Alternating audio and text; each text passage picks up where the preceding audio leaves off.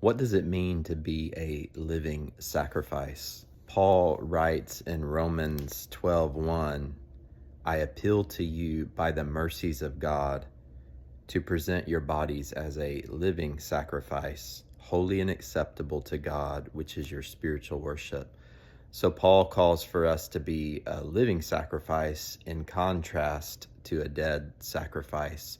He says this is holy and pleasing to God, and it's an act of worship. And so in the Old Testament, sacrifices were offered for forgiveness of sins, so in order to receive mercy, and then they were also given as a way to thank God for his mercy and for his provision.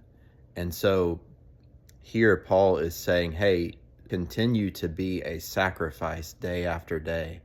And so when you look at the larger context in Romans, Paul is talking about the mystery of Israel and how they were hardened in part so that the Gentiles might receive God's mercy on them. And so to be a living sacrifice is to receive God's mercy over yourself daily and to recognize your need for that mercy, and then through that allowing God's mercy to go out through you to those around you, to your spouse, to your children, to your neighbors, to those even who mistreat us and do us wrong.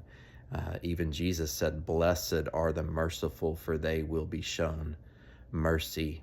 And I think to show mercy requires that we live in a state of forgiveness. I think forgiveness and mercy are connected throughout the scriptures.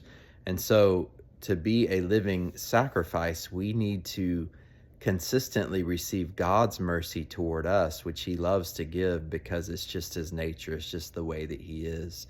And then as we receive his mercy for us, then we're able to extend that to others. And a big way to receive God's mercy is to quiet your soul, to sit in times of solitude and allow the Lord to speak to you and encourage you, but also to instruct you. And maybe where our minds or hearts need to be realigned with God's thoughts and ways, to give space for that to happen. And the Spirit loves to do that so that we can consistently abide in Jesus. So I bless you with that today and pray that over you in Jesus' name.